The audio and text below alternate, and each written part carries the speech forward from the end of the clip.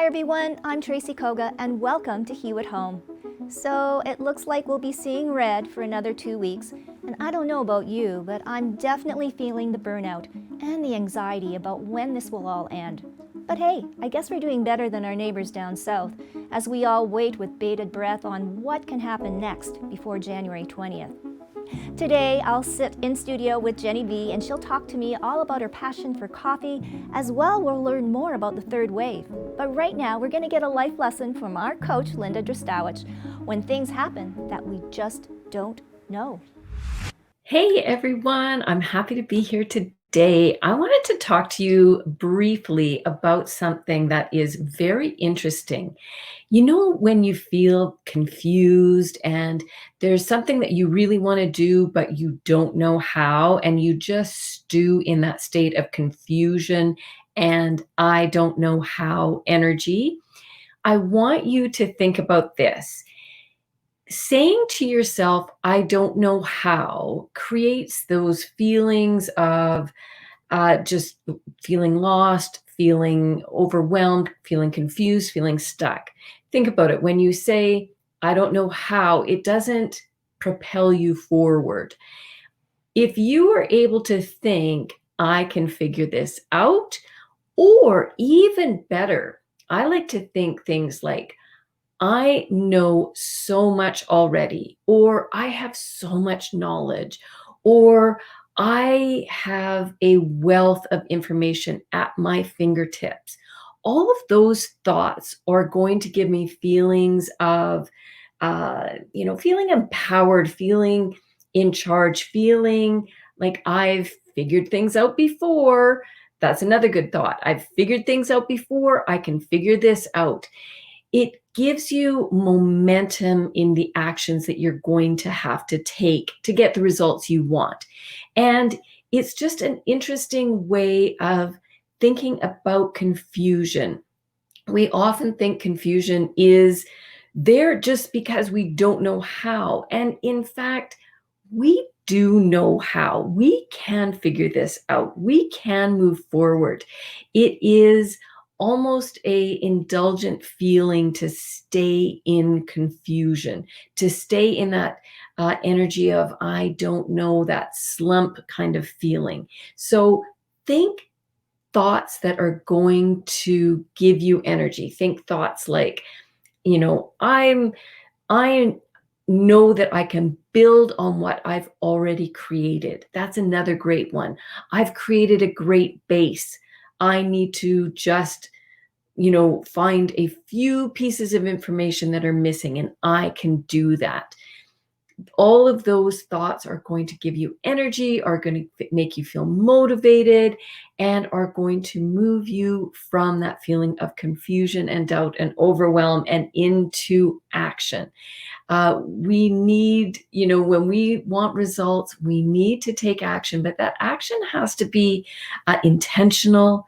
It has to be things that are challenging. Oftentimes we get stuck doing things that are just busy work and not really taking risks and moving into the unknown. So that's another great thought is, I'm ready to face the unknown, or I love the challenge of figuring things out. So just remember, you can figure it out. You have all the tools. You actually have everything you need right now. So go get to it, get to whatever you're working on, whatever goal you have, whatever result you're trying to create. You can do it. You can figure this out. I know you can.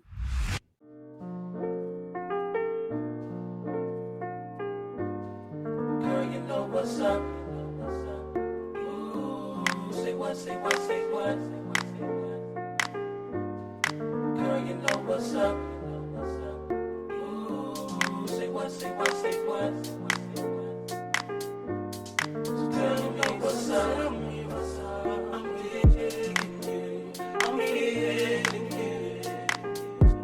Girl, you know what's up. Say I'm feeling you. And I'm holding you. So tell me what's up.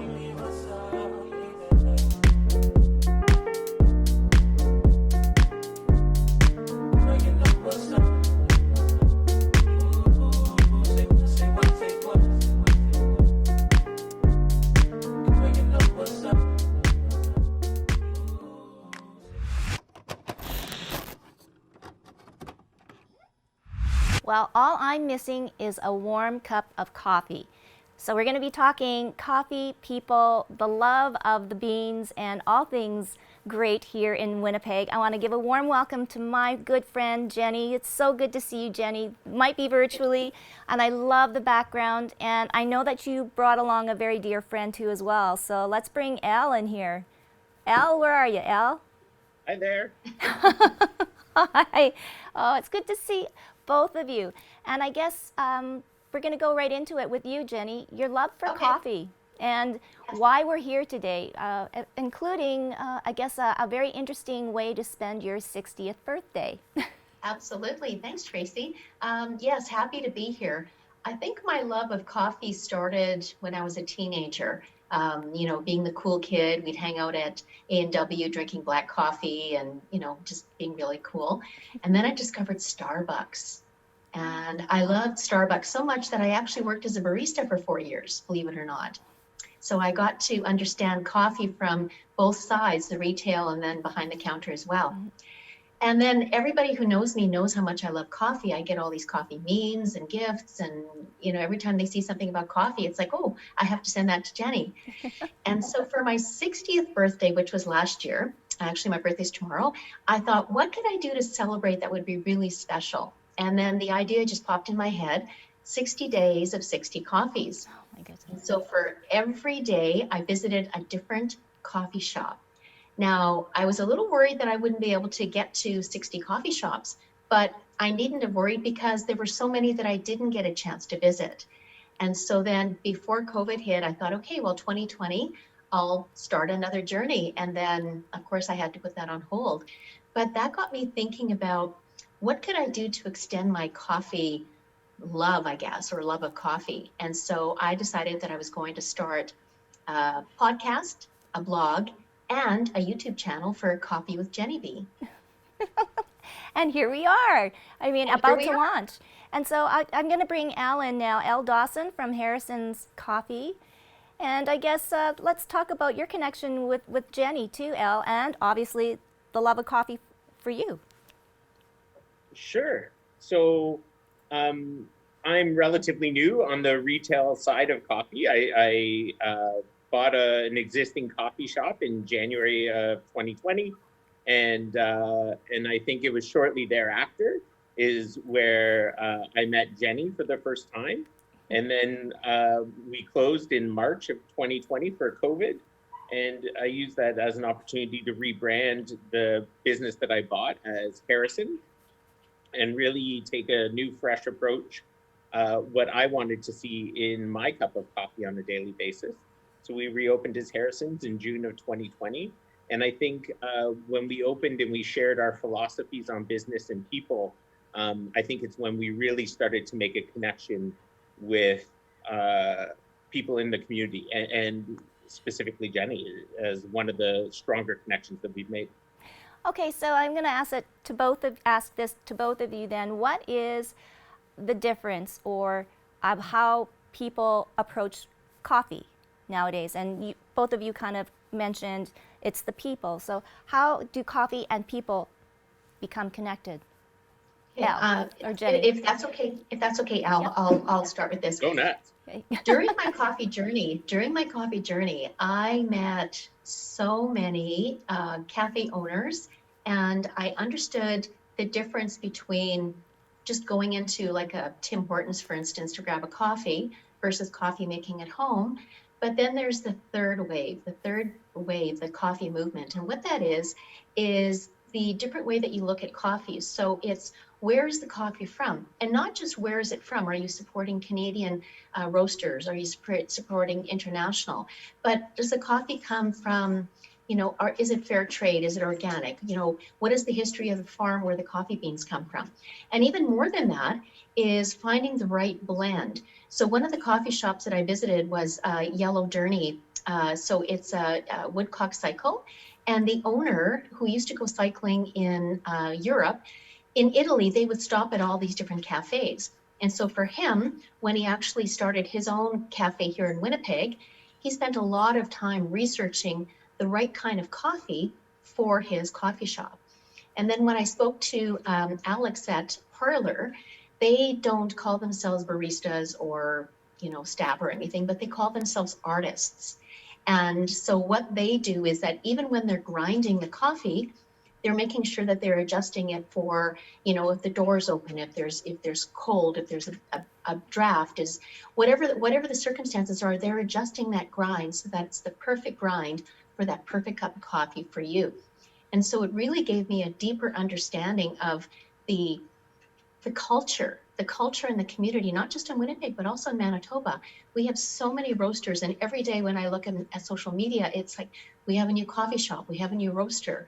And so the first time I heard about Harrison's, I'm like, Harrison's? How come I haven't heard about this place before? And so I had to check it out. And so that just, it opened my mind and my world to so much about coffee in Winnipeg and Manitoba.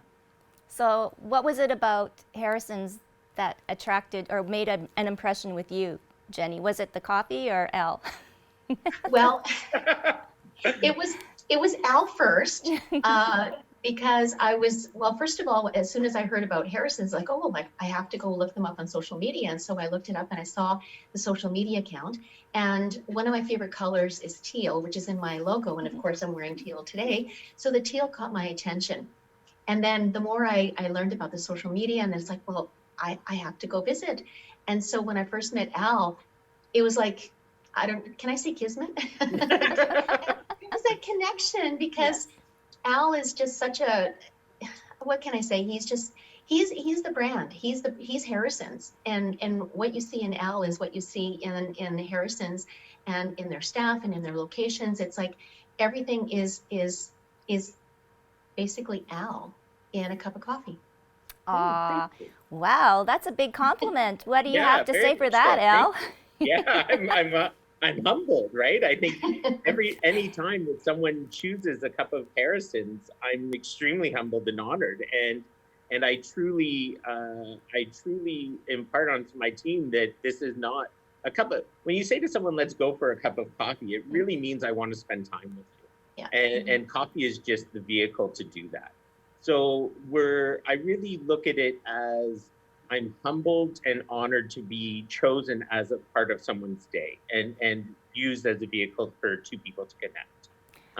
So I need to put my best foot forward, and my team needs to put our best foot forward every single time we get to be a part of that interaction, and we struggle and fight for it on a daily basis. Well, and hey, we're all in this together, I guess. So much. Okay, Al, now COVID, pandemic, lockdown, maybe vaccines, and a few months, into 2021. What will coffee shops look like? What will Harrison's look like? It won't be like probably back to normal, or. So how are you making to make that shift, or? What will it look like? I don't think we've truly defined what business will look like post-COVID, right? And even as we try to make COVID go away with the vaccine and other precautions that we might take. So I think the coffee business and coffee shops particularly need to evolve and be flexible enough that they can work within the parameters given by any municipal government and meet the needs of the people that are looking to have that coffee. So to say what will it look like, I would love to be able to answer that with some kind of concrete, but I can't. I say, if I'm to put a concrete answer to it, we will look like whatever the people want us to look like. However, we will remain true to the values that we've put forward as a company. Well, and that's so true. And I mean, for both of you, so enthusiastic about coffee, I think that we will be able to enjoy that cup all together. And it might be through Zoom. I don't know. I'm thinking about this. There's book clubs, and there's probably coffee clubs. I don't know. Yeah, because. Well, someone agrees with that. Yeah. Thank you. Absolutely. I don't see why we couldn't have coffee clubs. But you know what, Tracy? One of the things that I really love about the whole idea of I don't love it, but COVID and lockdown, is that it hasn't stopped people from enjoying coffee, because all the coffee roasters, most of the cafes, they offer curbside pickup and free delivery. And so you can order online and sometimes get it delivered that same day, sometimes by the owner of the cafe or the roaster. And so you don't have to go without that really good cup of coffee, and you can still support local. And it's a win-win for everybody. Oh, yes. Well, so then that's a great plug for you, Al, because you've got more than one location, correct? Yeah, we currently have 2, and we're opening our 3rd. As soon as Brian Pallister lets the restrictions go away. Well, Yeah. maybe deliver So- him a cup of coffee and then. Possibly, yeah, for sure. I'll go talk to him. Yes, you too, Jenny. He'll be your first person on your blog. But so you've That's got right. you're in the Forks. Yeah, we're in the Johnson Johnson Terminal at the Forks. Mhm. We are on waterfront, right across from Stephen Duke Park. Okay. And then we are opening up our 3rd location at the Outlet Collections Mall. Oh, wow. So I think you got the city pretty well covered. Yeah, I think we've got a couple more little sections to try to find space in. But yeah, COVID, as scary and as debilitating as it has been a blessing if you're willing to take chances and look for the right opportunity. Yeah. Yeah. Jenny, I was going to talk now quickly about your blog and podcast and YouTube. Yes. So will you be having roasters like Al on or other coffee connoisseurs like yourself on? Absolutely. And there's so much talent, so many, as I say, so many different cafes and roasters, not just in Winnipeg, but Manitoba, that I'd love to have on. So my blog, of course, so podcast is really where I would want to talk about my love of coffee, and then on paper, well, not paper, computer, on blog. But the YouTube channel is where I'd love to go and visit Al at the Forks and be in the roasting room with him and watching as he's roasting a batch of fresh coffee or coffee beans into all his different blends that he makes, and then talk about how wonderful it is, and learn a little bit more about what it is to be a roaster, and all the different, how do you roast for medium roast, light roast to dark roast, those kinds of things. So absolutely, that I'm willing to explore the Winnipeg coffee culture to the nth degree and share it with anyone who wants to know more about the coffee culture in Winnipeg and Manitoba. Well, you know what? Hue Productions is on your side here. We would love to work with you, and if we can meet great people like Al and have a great cup of coffee, hey, I think we've all won. I think so too. What do you think, Al? Yeah. 2021? Yeah, you know what? I think 2021 is going to be really good. I've had the opportunity to meet some of the roasters in Winnipeg and in immediate surrounding areas. A lot of them are very helpful and want to help this grow, this movement grow. I believe with coffee, we are where wine was in the mid-90s. No. So I think we've still got a long ways up to go with it, and really defining and looking for really helping it grow and helping people understand what goes into a great cup of coffee and the amount of lives affected by a cup of coffee, so on and so forth. So I think there is a group of artists, roasters that really want to make a difference and help grow the segment and help people understand what really goes into a cup of coffee. Because it really impacts thousands of people every cup. So it does. It really does. And I'm hoping that my voice in my blog and podcast and YouTube channel will let people know what's out there. Because during my journey, I was of course posting on Instagram, and I was getting comments from people saying, I had no idea this place existed. And so what it's doing is it's promoting and opening up the doors to all these different cafes. And in fact, one of the cafes that I visited was called the O Station. And so it's on Osborne, so just under the underpass. Yeah. I had actually somebody on Instagram say, oh, you have to go visit this shop. And it's like, I had no idea it existed. So I had to go that day and visit and discovering all these little gems all over our province. So it's wonderful. Wow. Well, you know what? 2021, I think, is going to be the year that we discover a lot of things.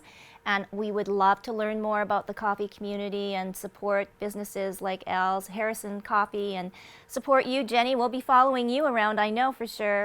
You know what? All of these cool things, I think that in light of everything that we experienced in 2020, we know that we can have a fresh start in 2021. So it's been a joy to see you again, Genny. I know that we'll Thank see you. a lot more of you. And Thank you so Al, much, it's been Tracy. super to see you. And I hope next time I will be at Harrison's, either at your waterfront or your new one or in the Johnston Look forward terminal. to it. And we can share a cup of Wonderful. coffee. Well, you guys stay safe and healthy and all the best for 2021. You Thanks too, so much for your Tracy. time. Thank you so much. Thank you. Thank Thanks, you. Al. We can't wait for Genny's new podcast. Don't forget, it'll be on all your favorite platforms, and that's Coffee with Genny B. Now we're going to head into our own Hue Virtual Chat and ask the ladies what their word is for 2021. Oh my gosh, takeaways. I have so many, but I don't know if anybody else does like word of the year. Like, does anybody ever choose a word of their year? Anyway, I did this. You did, Susie. What's your word? So I don't do it the way everyone else does it. I don't choose it at the beginning. I choose it at the end. Oh, So I look back on everything, and I was struggling to find how to word it, for 2021. But my word this year for 2020 was family, oh, because that was my entire universe for 2020. And my post basically talked about how the word family is not a noun to me; it's a verb to me. And that the word family to me means is not just your bloodline, but it's the people who show up for you. Okay. So this year, like Kristen said, so many people struggled, and still some people, had tremendous growth, right? But to me, that year showed me who is here for me, who is going to check up on me, who's going to help me, or who I need to help pick up the pieces when they don't even know where to start. Okay. And that can be different for, whether you're coming or going, right? Depending on where you're at in your station in life. But I think 2020, and for a lot of people, maybe this was the case, it crystallized who you need in your life and who you don't. And I think that's a really troublesome revelation in some ways and sometimes, but I think it's a necessary revelation, because when we realize that the world slows down and we need help, or we need care, or we need compassion, who's giving those things and who's not, right? There was a lot of struggle that I think took place, and a lot of healing, but I also think there was a lot of hard lessons that people learned last year, thinking that maybe they were on the same page with certain people and they weren't. And that's a painful thing to have to realize, very painful. But I think what's even more painful is trying to make a relationship with people who have nothing to give you. They simply want to take. And as I move forward in 2021, in my adulthood, as I raise my children, I need to have people in my life that I not only feel safe with, but that I feel there's a reciprocity involved, and that we are there for each other, and I understand. And the way I quoted it in my Facebook post was that there are people who take because they have to, and then there are people who take because they can. That's two very different types of taking. I'm not interested in the second. I'm interested in the first, because if you're taking because you have to, that's okay. I can refill my well for that, because I know that your well will be there when I need it. So to me, that word family really had a full meaning and came into crystal clear view last year for me. That is so beautiful. And I love the way you do it. You pick a word retroactively and define your year. That's so interesting. The reason I asked was because this question reminded me of the process that I was doing over Christmas, New Year's, which was to choose a word of the year, and also to choose a word that represented what I wanted to let go of in 2020. So the word that I wanted to let go of in 2020 was helpless. And helpless, I had a friend going through cancer treatments and the pandemic and the racism and, being, forced to be at home, there was quite a few times where I felt helpless. And that was, for me, the word that I wanted to let go of in 2020, that feeling. And my new word for 2021, which I'm bringing forward, is return. Now, it's a weird word. Like I went through this whole kind of yoga process to get to that word. But to me, it was return to me, return to my vision for what I want for my life, return to my values, return to my sense of humor, return to, all the unique, peculiar things that make me me, and really just bring those into my business and create from that sense of just uniqueness, being solid in who I am. And so, yeah, I think 2020, Kirsten was saying and Susie was saying, like, family was definitely prevalent. I'm personally proud of the fact that this year, like, my daughters are still talking to me, like, that's like, I did it. Like, but yeah, that I really appreciated that perspective that you had, Susie, about really noticing who was there for you. And I love that concept of family as a verb, like it's something you do that we, yeah, I'm going to think about that one. I really love that. So, yeah. And as Kirsten said, gratitude, that my health is still good. I think everyone had to face, their own fears of their own health and their health issues. And, I am just very grateful that I still feel healthy at this point. So. Don't forget, you can see the entire Hue Virtual Chat on our website at iLikeHue.com. And you can listen to us on a podcast. Search The Hue Crew. I want to thank all of our special guests today and leave you with this question. What is your word for 2021? We want to know, so send us an email to hello@ilikehue.com, or you can Instagram or Facebook us at iLikeHue. But for now, stay safe and healthy, and we'll see you next time on Hue at Home.